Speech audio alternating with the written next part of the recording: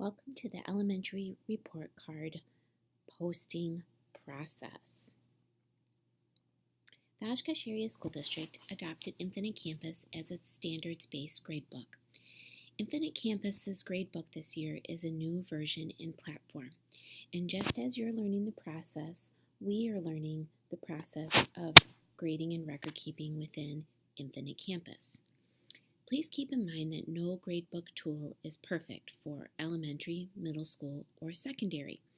But we're trying to set up a gradebook and we're trying to do things in a way that best supports the Oshkosh Area School District's standards-based learning philosophy.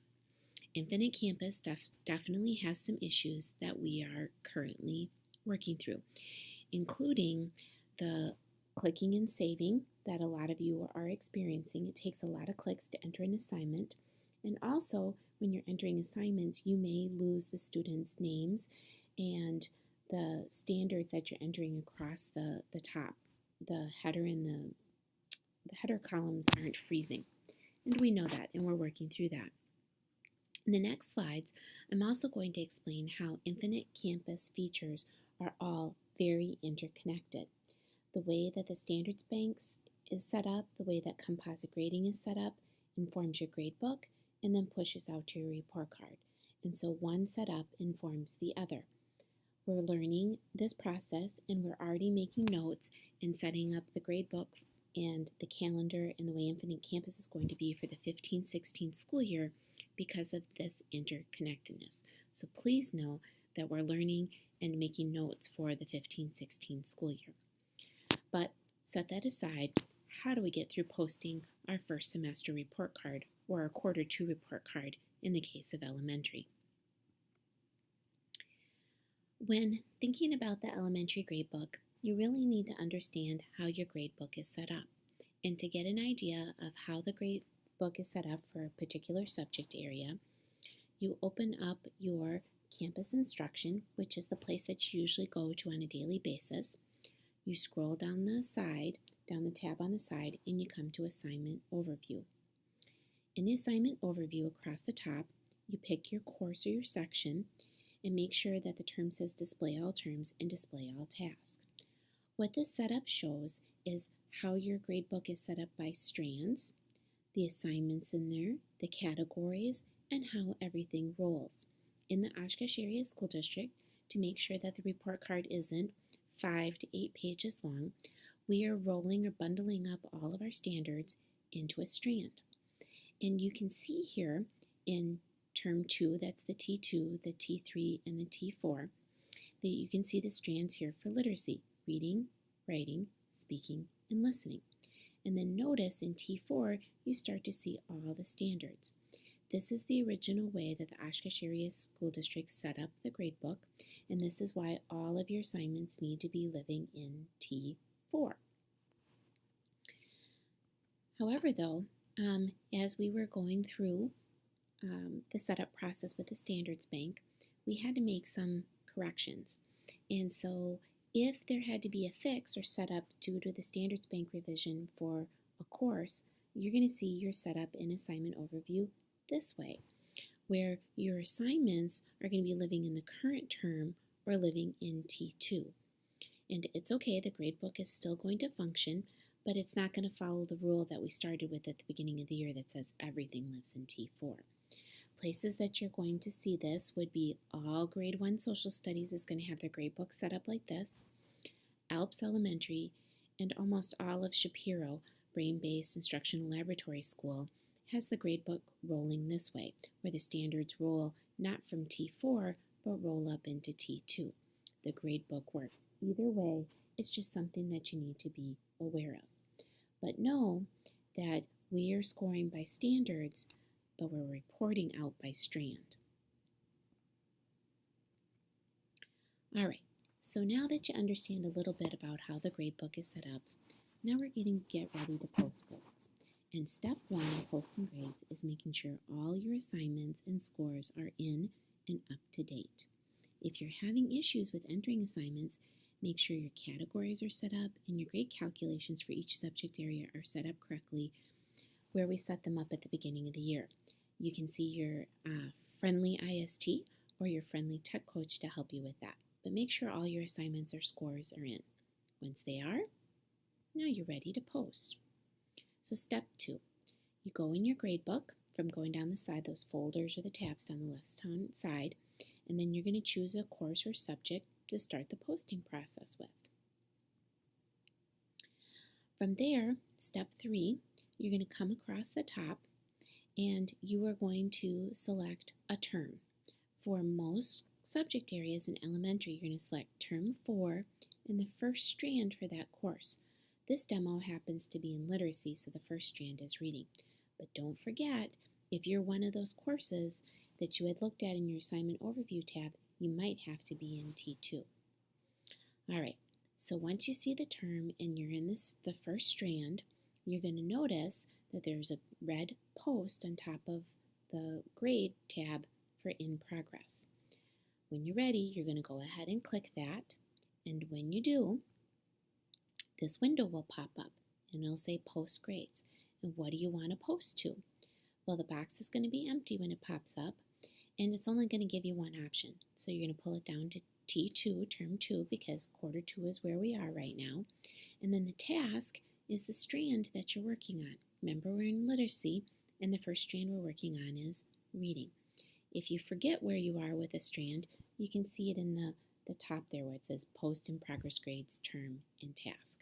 So your task or your strand is reading, and then you're going to click OK. Once you click OK, it'll say grades will be posted upon save. You want that, so click OK. Once you do that, you're going to notice that all your grades are populated now in the posted column. And you'll see them all posted by student. You want to then click Save. Definitely want to save your work. Once you've clicked Save, now you're ready to post for the next strand within your course. The next strand in literacy happens to be writing, and then you're going to repeat the steps, and then after you're done with writing, you're going to go to speaking and listening. That's the last strand for literacy for a total of 3. For other subject areas, you're going to have just a few more. And you may be going, why am I doing each of these posting process? This post pushes your scores or your grades to the report card. Step 5. Now you're going to check to make sure your grades are actually posted, and you're going to prep for doing comments. So go down the left-hand side, and you're going to find the little tab or the folder, Post Grades. When you get there, you're going to go across the top, and literacy should already pop up for you because that was the subject we were working on, or whatever course or subject you were working on before, that's what's going to be in the section box. You should see term 2 because that's the report card we're doing, and you're going to see the first strand. You can flip through the task or the strands as you need. But right now what we want to do is we want to click on Post by Student. So step 5, you're going to come off to the side and you're going to choose a student's name from the drop-down menu. When you choose the student's name, the student's grades along with their strands, you're going to see it, it's going to look like a little mini report card, is going to show up there. You're going to come down to the very last strand, and that's where you're going to enter the comments. The comments entered in the last strand will then be nice and neat, and it'll enter like it's for the last part of that subject area. If you're looking at the student's grades and you're wanting to override that grade, either up or down, you see where the red box is here? A drop down will come down and you can override the grade to the grade that you feel as a professional best represents what the student knows and is able to do. As soon as you're done with that student, you're going to click Save, and then you can go to the next student. So once you're done with all those students, you can save and then you can back out. And then you repeat for the next course. So here are some tips for making posting stress-free. Once again, have all your scores and assignments entered and up to date before starting the posting process. The other piece would be to have a plan. Are you going to post all subject areas and then go back and do the comments in that Post Grades tab?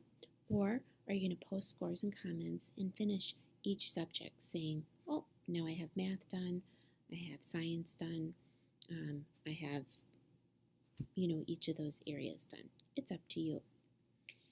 Then once in a while, you may want to, as you're starting this process, is to check how your grades are posting to the report card. In the next couple slides, I'll show you how to do that. And the other piece is use your supports.